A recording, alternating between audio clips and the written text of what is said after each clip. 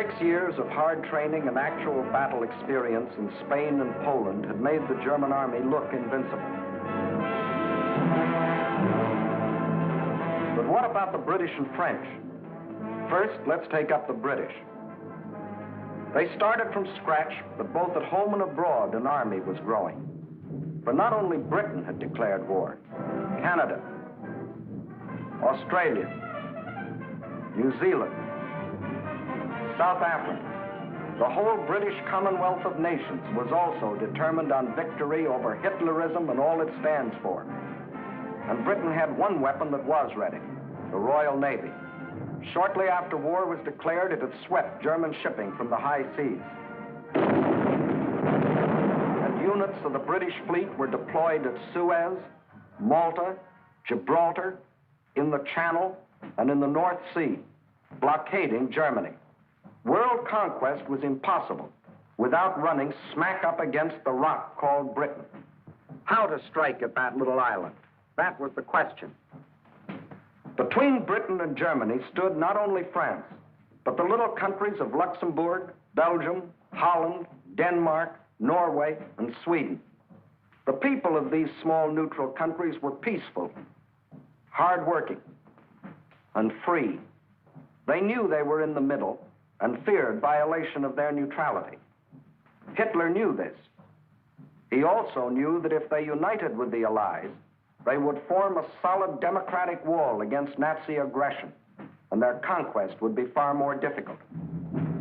So before striking with his armies, he used another weapon, the propaganda barrage, to confuse, to make them lose faith, to divide and conquer. To lull the fears of the little neutrals, propaganda minister Goebbels told them Germany didn't want a war at all. It was Britain and France that caused all the trouble. Then it was Hitler's turn. In a speech on October 6, 1939, he made them all kinds of specific promises. To the Danes, he said, "We have concluded a non-aggression pact with Denmark." To the Norwegians, he said, "Germany never had any conflict with the northern states and has none today." To the Dutch, he said, "The new Reich has endeavored to continue the traditional friendship with Holland."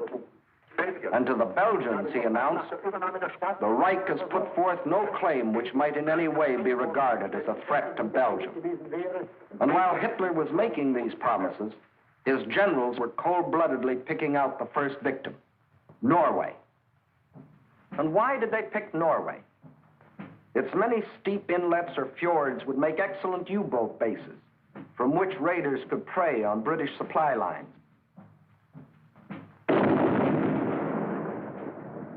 Also, it would give the Nazis vital air bases. This is Scapa Flow, British naval base, and this the blockade fleet.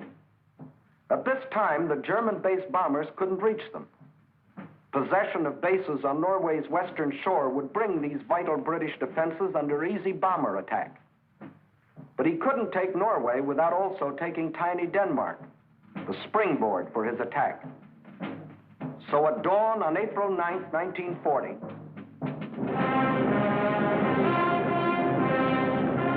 the German army rolled across the neutral borders of Little Denmark, and in a matter of hours it occupied the entire country. By nightfall, Denmark is erased as a nation, and the Danes go into slavery. Although only 6 months before, Hitler had announced, "We have concluded a non-aggression pact with Denmark. The Danes will not forget." Meanwhile, in Norway, peaceful-looking German merchant ships like these had sneaked inside Norway's neutral waterway and tied up at all principal ports. That is, they looked like merchant ships. But if the Norwegians had had X-ray eyes, this is what they would have seen. The Trojan horse of ancient Greece brought up to date with new and deadlier weapons. At the precise moment that the Nazis overran Denmark, these quiet-looking ships sprang to life.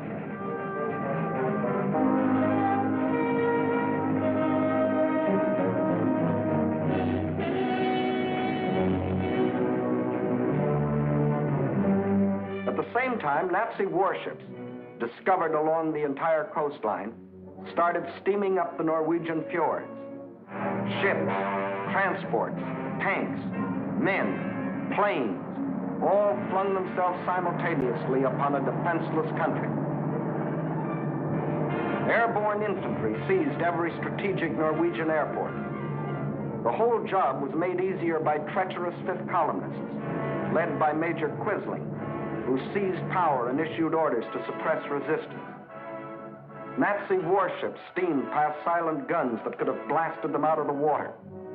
This was one of the most amazing acts of treachery the world has ever known. It brought Major Quisling international fame, making his very name synonymous with the word traitor. By the afternoon of April 9th, the Germans were in complete control of all 7 ports where they had landed in the morning.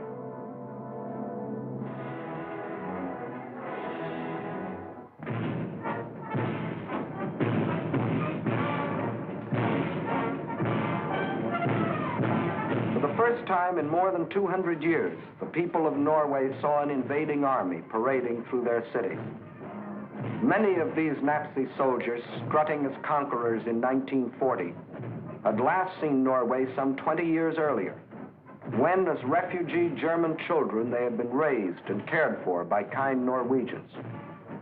Now these same Germans were back to repay that kindness with terror and destruction. Once they had occupied the capital, the Nazis quickly fanned out in all directions.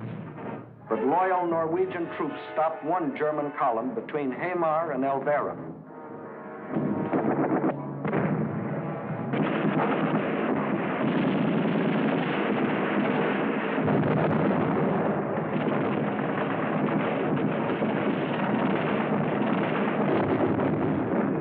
So the Germans brought up their bombers.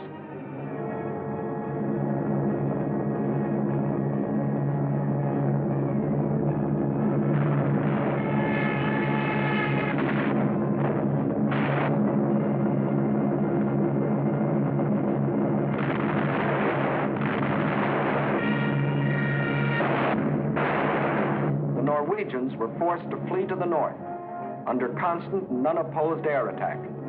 It was here that Captain Robert Losey, an American military attaché, was killed, the first American soldier to lose his life in this war. Meanwhile, the Nazis had spread all over the country. Small patrols occupied every strategic village. Parachute troops landed high in the mountains.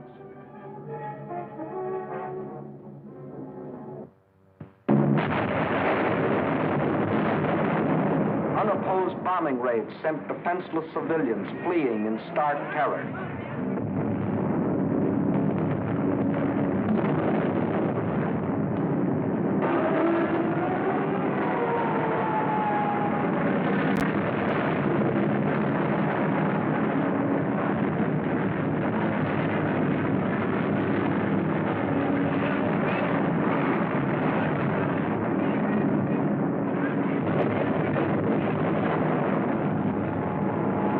They hadn't wanted war.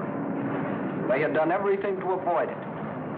Hoping they could escape the Nazi scourge, they had compromised and tragically failed to unite with the other democracies.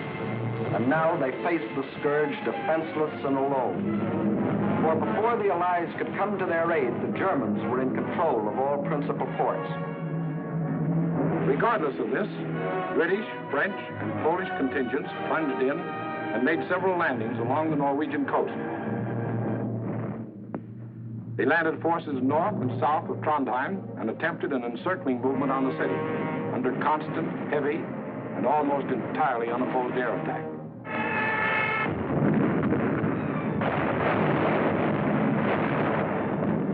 Well, the scene of action was out of range of British fighter planes, so they brought up aircraft carriers. But these are at a disadvantage when opposed by land-based planes. The Allies, therefore, were badly battered from the air. Finally, suffering heavy losses, they withdrew from a hopeless situation. Further to the north, at Narvik, they met with better success, inflicting heavy naval losses on the Nazis.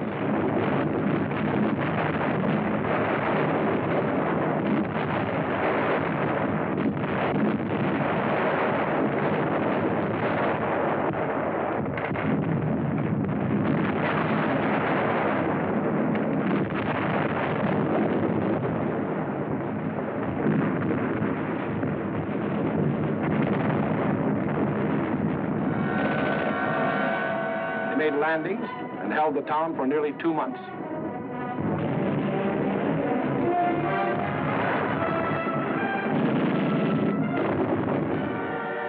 Incidentally, they also took their first prisoners of the present war.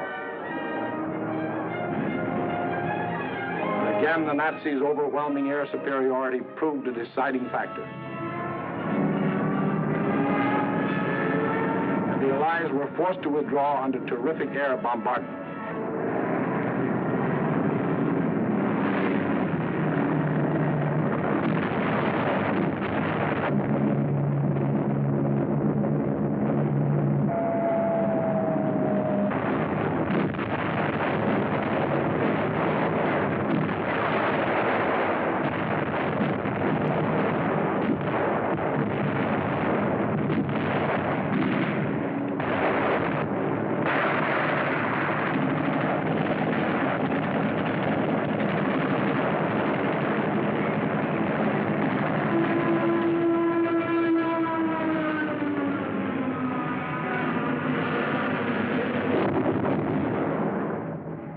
Loyal Norwegians were left with their Krislings, their ruins, their dead. Even though 6 months before Hitler had said, Germany never had any conflict with the northern states and has none today. The Norwegians will not forget. And Hitler had another victory. He had hijacked 2 more countries. The world wondered and sometimes marveled at this man's efficiency. Gangster Dillinger was efficient too.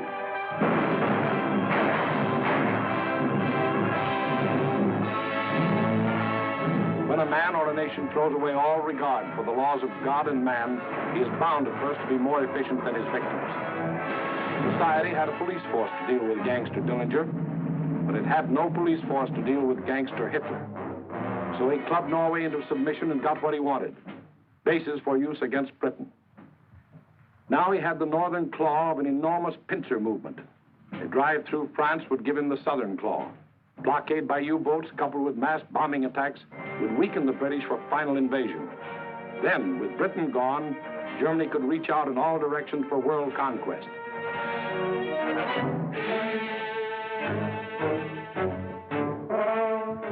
His next move must obviously be through France, to get his southern claw. Through France. How was she to face the onslaught?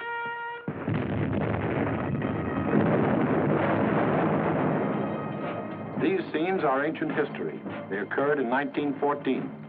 The German armies, without warning, had smashed across neutral Belgium, invaded France, reached the River Marne only a few miles from Paris. Out of the French capital poured the French reserves, riding out to battle the enemy in every vehicle that could move. The famous taxicab army. Note well, it was riding out to battle. In the center of the French line stood the 9th French Army, commanded by a then comparatively unknown general. On September 5th, 1914, he is reputed to have said, "My right is driven in. My center is giving way. The situation is excellent. I attack."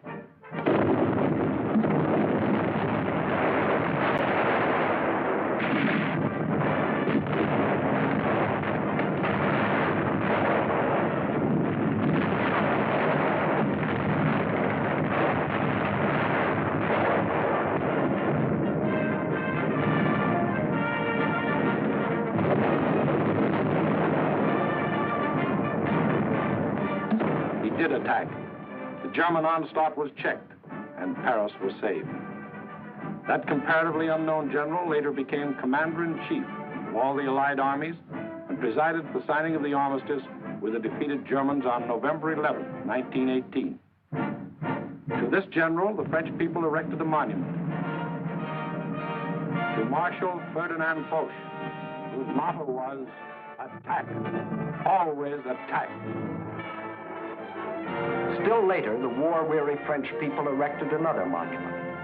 This one to a minister of war, André Maginot. Between the ideas symbolized by these 2 statues may well lie the military story of the fall of a great nation.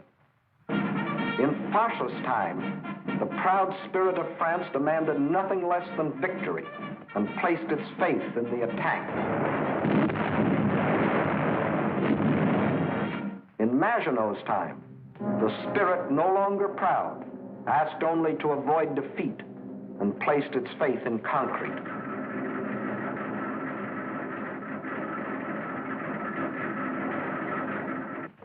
So the French built the mighty chain of fortresses called the Maginot Line.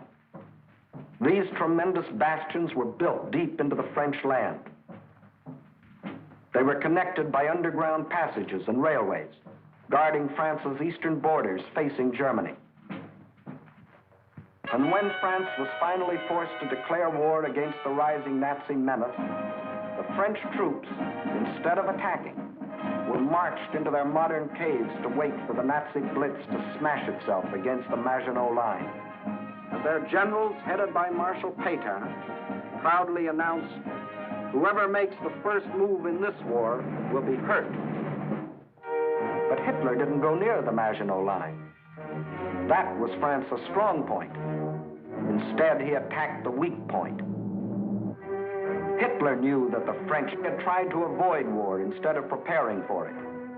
That knowledge was one of his greatest weapons. He knew they had planes, but he knew they were antiquated. He knew they had tanks, but he knew they were few in number and lightly armored. But most important of all, he knew that France had become a cynical and disillusioned nation. What made this change in the French spirit?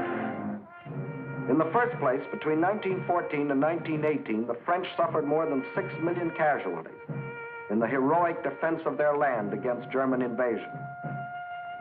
The flower of an entire generation was lost, with its stimulus of new blood, new determination, new ideals. Secondly, the failure of the League of Nations, to which the French had pinned their hopes of peace, the corruption of many in high places, the greed of special interests, all had combined to shake the faith of the French people in their democratic ideals. And when a people loses its faith in its own ideals, it is ripe for the insidious words of the devil. France still looked like an imposing castle, but Hitler's political termites had so gnawed away the binding of national unity that the castle was ready to crumble.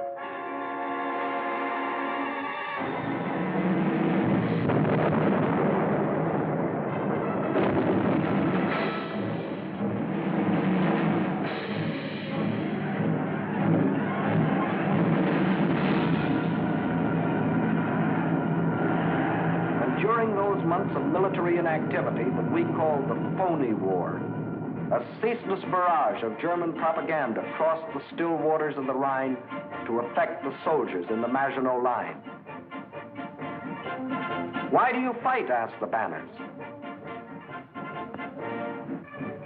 Poems and friendly notes were sent over by balloons. French tunes were played by German bands, and German hooey was broadcast in French. The British will fight to the last drop of French blood. You have been deceived. This is an imperialistic war for Britain. We Germans want nothing of France. What is happening to your wives back home, soldiers? The British are stationed in your villages. Yes, France was ready to be plucked. The whole force of the Nazi might was turned toward the west. How would they strike this time? Through Alsace-Lorraine as in 1870? Through the Low Countries as in 1914? What was the 1940 model conquest? The French considered the Maginot Line utterly impregnable, and therefore believed the Germans would again try a swing through the Low Countries as in 1914. But even after Hitler's rape of Scandinavia, Holland and Belgium, hoping against hope, still clung to their neutrality. So the French massed 78 divisions here along the border of Belgium. 17 were in the Maginot Line. 10 divisions here in case Mussolini got bold. 3.5 as a safeguard against Spain. The British had 10 divisions here. The Allied strategy in the event of an attack against the Low Countries was to swing their armies like a gate into Belgium, the hinge being the north end of the Maginot Line. This all-important hinge was protected by the forest of the Ardennes, a hilly and thickly wooded area, honeycombed with streams, its roads narrow trails, its bridges too weak for military vehicles. French strategists estimated the forest of the Ardennes impassable for armored forces. As you will see, this was one of the costliest estimates in all military history. That was the situation on May 9, 1940.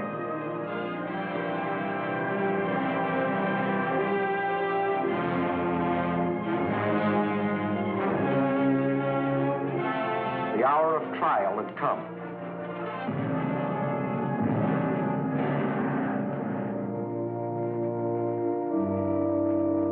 The people of the democracies prayed for strength to meet the coming hurricane of terror.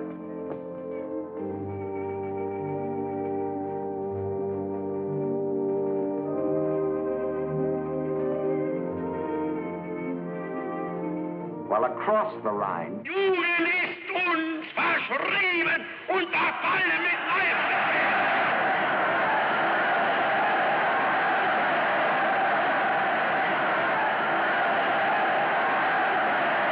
a delirious madness possessed the German nation. Nun als Dauererscheinung für uns, unser Oberster, wird die Einführung der allgemeinen immer wieder herniedersteigen. Und dass man die Wahrheit über Deutschland berichtet. 50.000 Mann auf den Baustellen, der ganz Deutschland erfasste. Überall herrscht seit einem Jahr Regen. Und für den deutschen die Reinheit seiner Rasse hält. Hitler aber ist Deutschland wie Deutschland. Deshalb innerlich nicht zu uns gehört.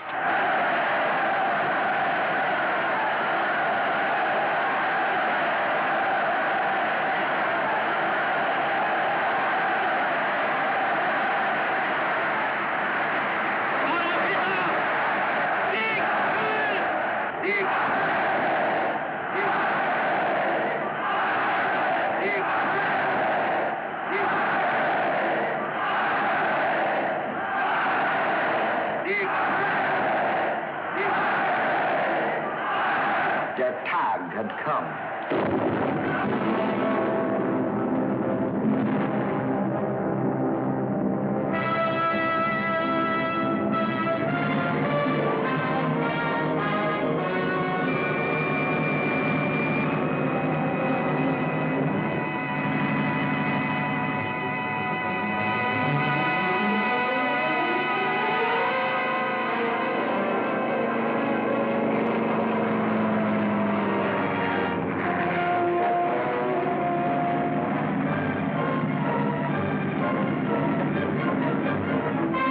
Without even bothering to declare war, the German armies launched a coordinated attack across the neutral borders of Luxembourg, Belgium, and Holland, from the Maginot Line north to the sea.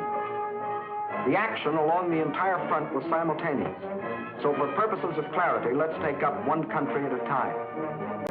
First, let's see what happened in Holland.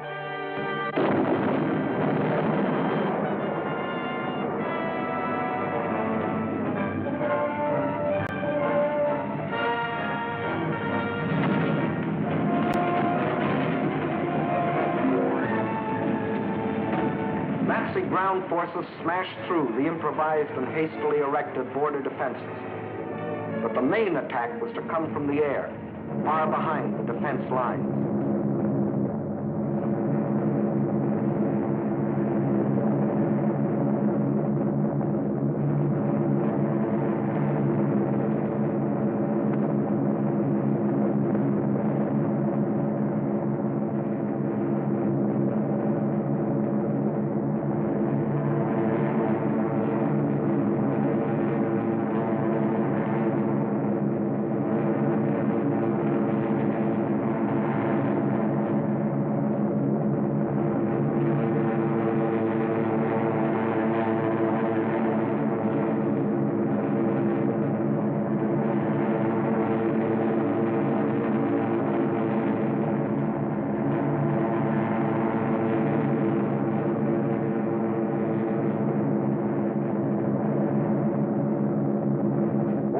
30,000 troops were landed in this manner.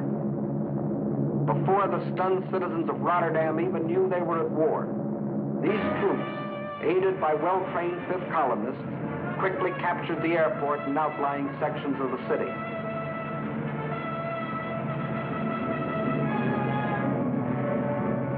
Meantime, Nazi armored columns were racing across the country, their progress speeded by other Fifth columnists who prevented the destruction of vital dikes and bridges.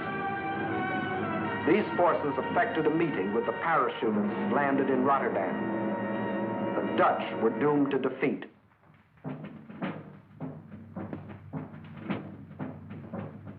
On the fourth day of the invasion, the Nazis gave the Dutch general an ultimatum. All Dutch resistance must cease, or Rotterdam will be bombed flat.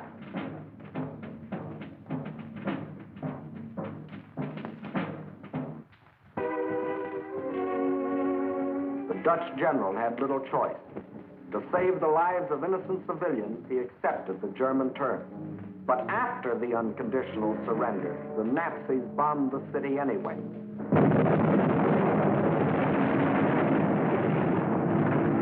Flights of unopposed German bombers flew low over the center of Rotterdam and methodically bombed it into a heap of rubble.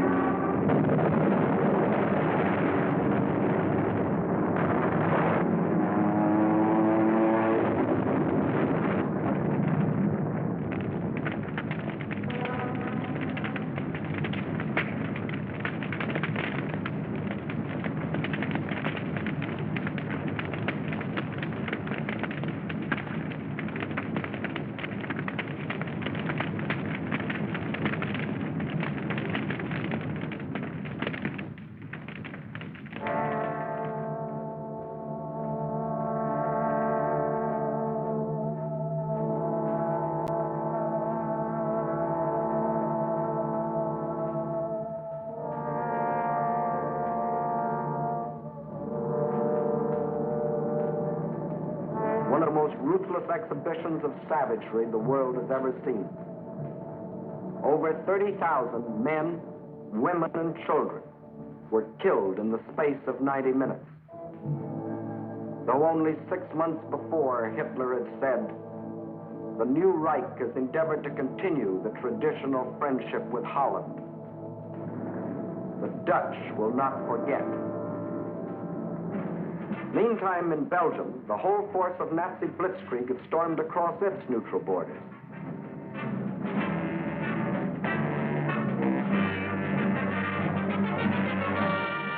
The main German attack was directed at the Albert Canal-Meuse River line, the anchor of which was Fort Iben-Amael, a modern and seemingly impregnable fortress.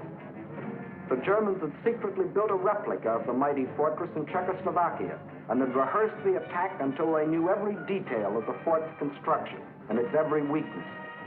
When the real attack came, it was foolproof. Parachute troops, dive bombers, flamethrowers, specially trained engineer battalions, all working together as a well-trained team.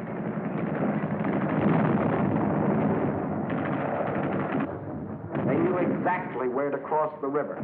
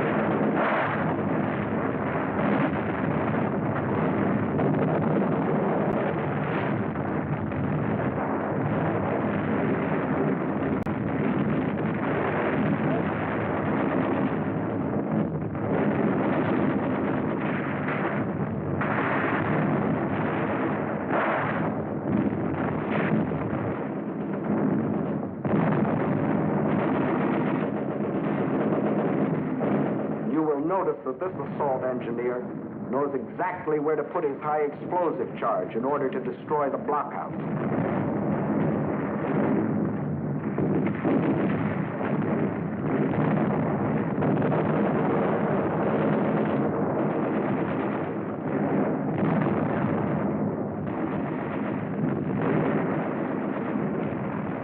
Fort Eben-Emael withstood the Nazi attack exactly 2 days, and the German armies rolled on. Meantime, an hour and a half after the German invasion began, Allied troops crossed the French and Belgian border to meet the advancing Germans.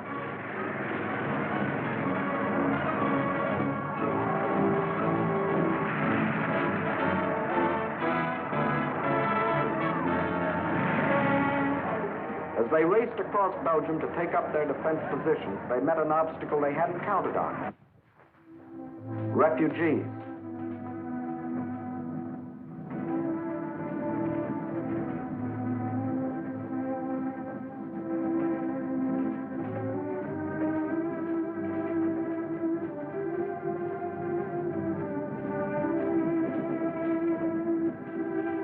And the refugee-choked roads didn't get that way by accident. The Nazis methodically bombed little towns and villages, otherwise devoid of any military value, not so much to kill as to drive the inhabitants out onto the highway. Then, by expert machine gunning, the Nazis would herd them along in terror-stricken flight to hopelessly entangle the advancing Allied armies.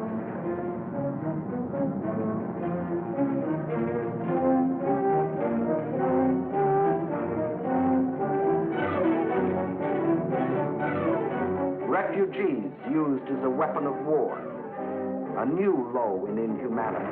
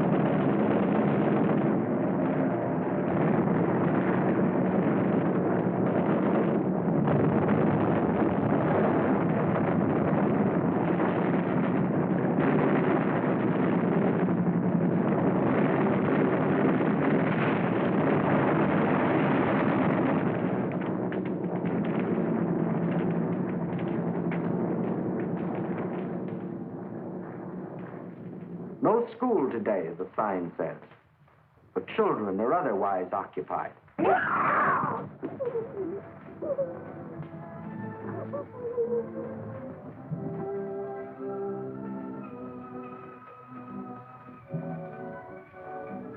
No school today.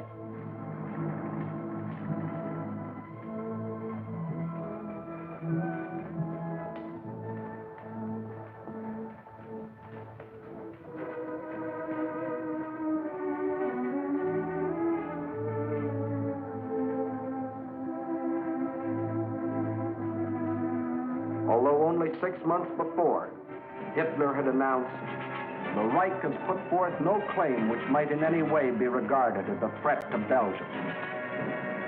The Belgians will not forget."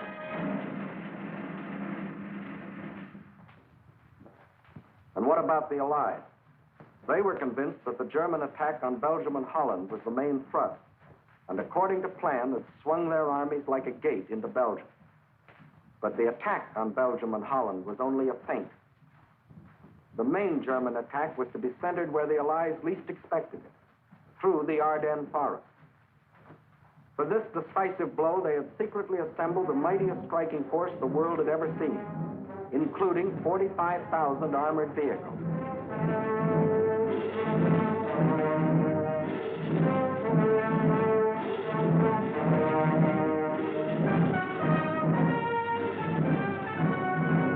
At the same time that the Nazi armies were plunging into Holland and Belgium, this column started to move.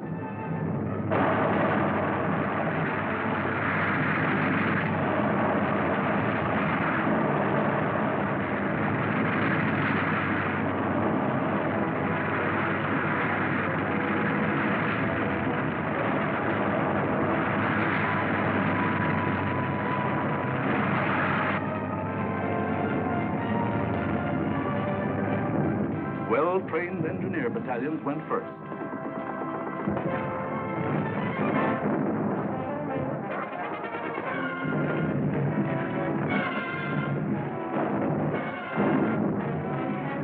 They were opposed only by scattered Allied patrols.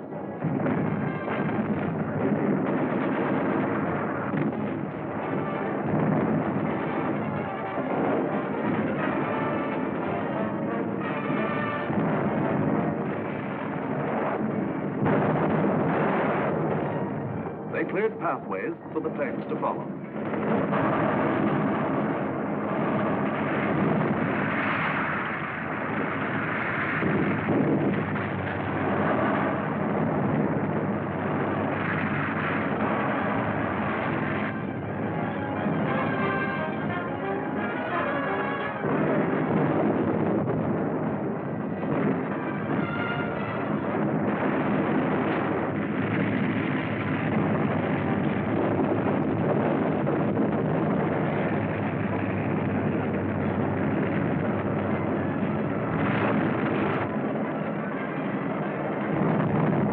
In 3 days, the German armored force reached the Meuse River, 2 days faster than the French thought any troops could get through. By all rules, the Germans should have paused here to bring up heavy artillery before attempting to force the river. But the Nazis had a new type of artillery, dive bombers. With them, they blasted the French positions across the Meuse.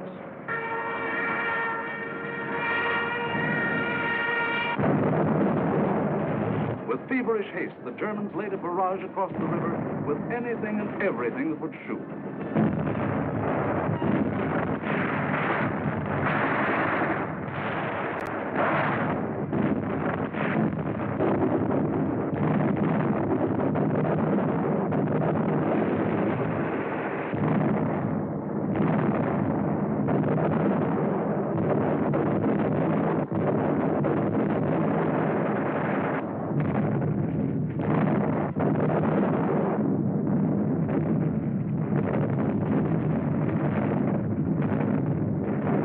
Tremendous concentration of firepower continued all through the night.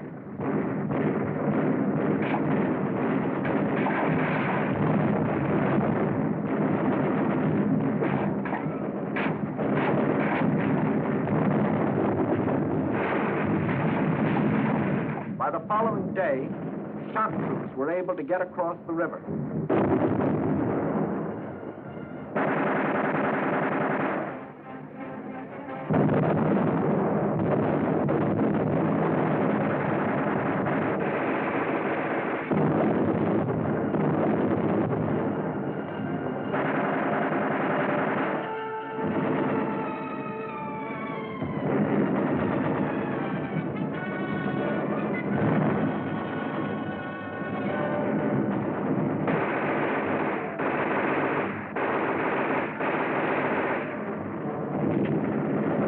These shock troops held the bridgehead until the engineers brought up pontons and built bridges.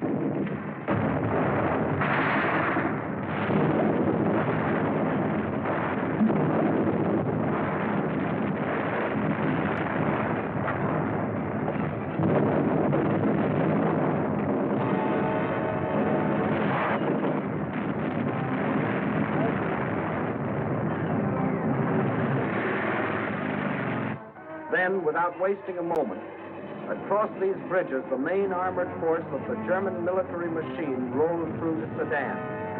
for the all-important breakthrough into a dismayed and flat-footed France.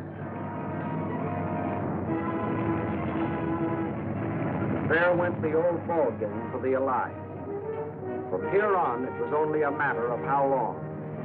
Watch the map as one of our intelligence officers explains the details of the German breakthrough. We speak of the breakthrough at Sedan, but actually the break was along a wide front extending for 50 miles from Namur in Belgium to Sedan. Further north, the Allied armies had swung like a gate into these positions.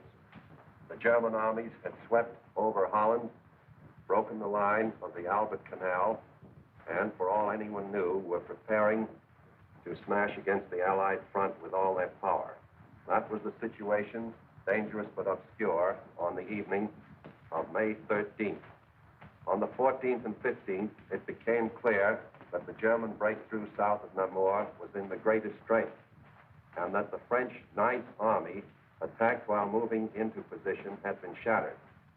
Without doubt, this was the point of mortal danger, and the French High Command ordered the abandonment of these positions, although they had not yet been attacked.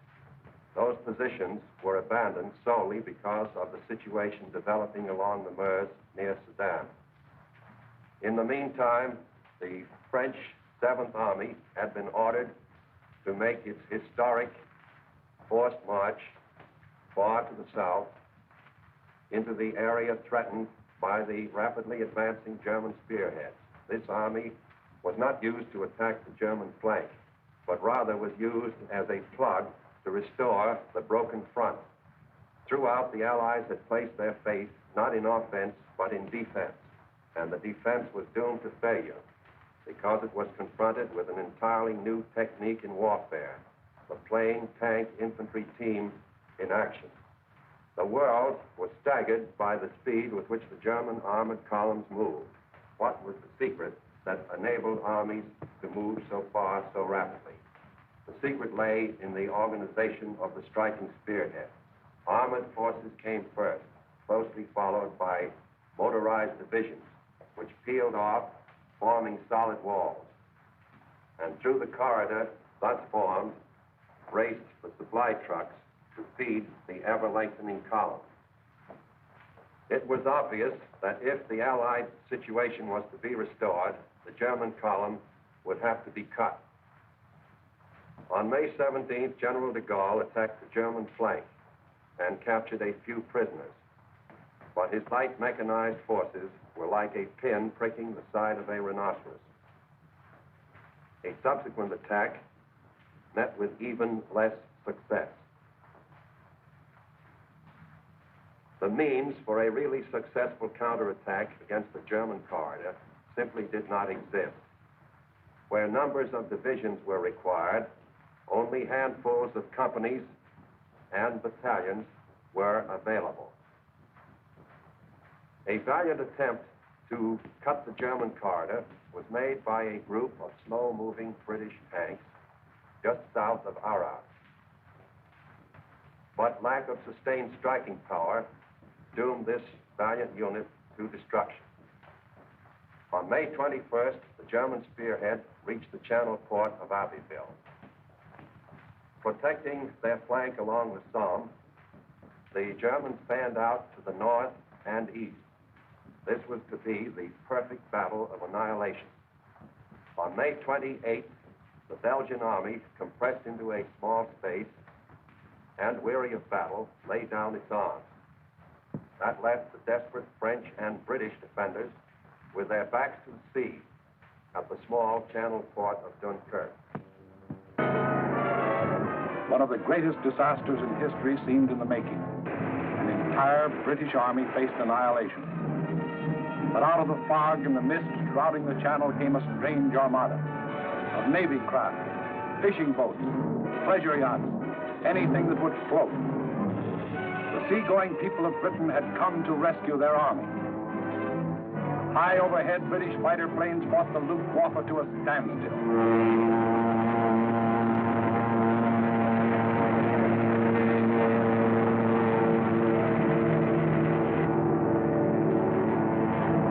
While below, small Allied suicide units held the Germans back long enough for the miracle of Dunkirk to take place.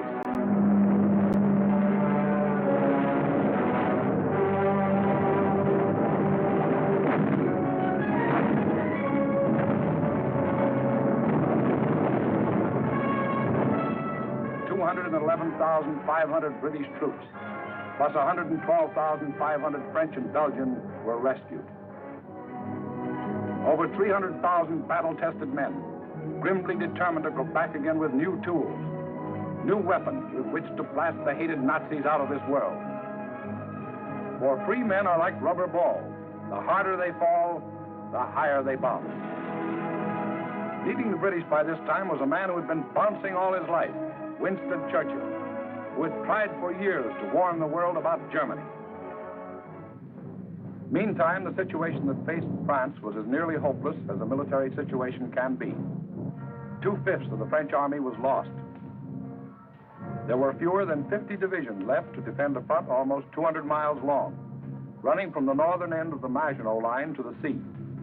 And behind that thin front line, there were no reserves. The despairing people of Paris sent their children south, praying that some miracle would keep them from harm.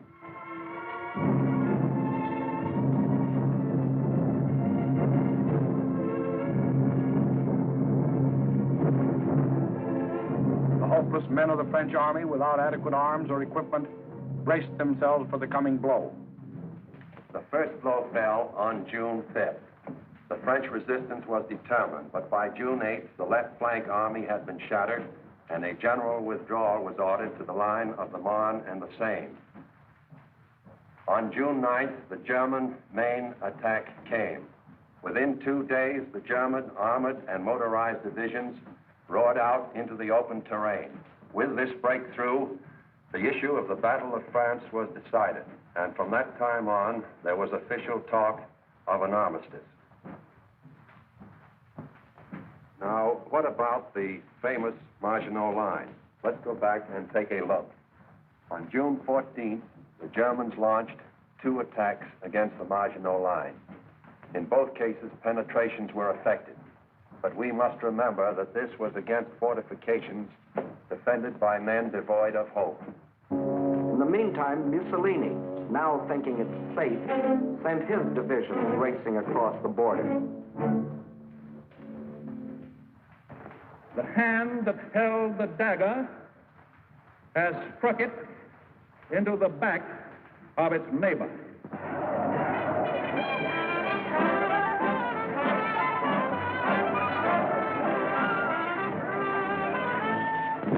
Organized resistance in France was no longer possible. The government faced 2 alternatives: retire to North Africa and carry on from there, or give up the struggle.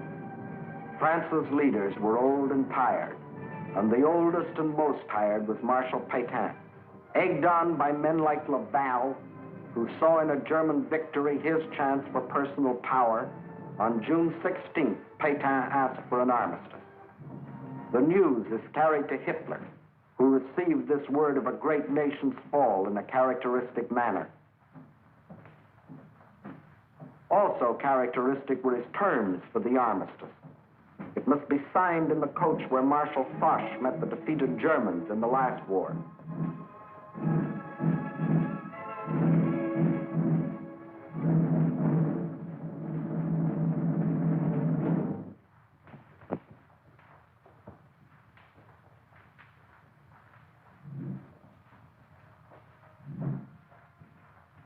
The French delegation arrived to pay the final price of French disunity and the treachery of some of its leaders. The final price, a price that for centuries to come, the French won't forget. More than 3/5 of their country was to be blacked out by a military occupation. The remainder was to be controlled by a French government acceptable to Hitler. A tax of 400 million francs a day was to be imposed on the French people to support the German army of occupation. Nearly 2 million French prisoners of war were to be taken into Germany and kept there as hostages, to work as slaves or rot of hunger, tuberculosis, or other diseases in concentration camps. Men deliberately and permanently separated from their families in order to decrease the French birth rate and thus eliminate France as a world power in future generations. French civilians, men, women, and children, must slave on farm or in factory for the Nazi master race or starve. There will be a class of subject alien races. We need not hesitate to call them slaves. French children were to grow up on such inadequate food that many would reach the age of 12 before they grew new teeth. And for any attempts to protest against these restrictions, thousands of innocent French civilians would be executed. This was the price the French were to pay as they signed the armistice. And the master of the master race must go to Paris to tour the streets of what was once the city of light. You notice no cheering crowds here to welcome in the new order.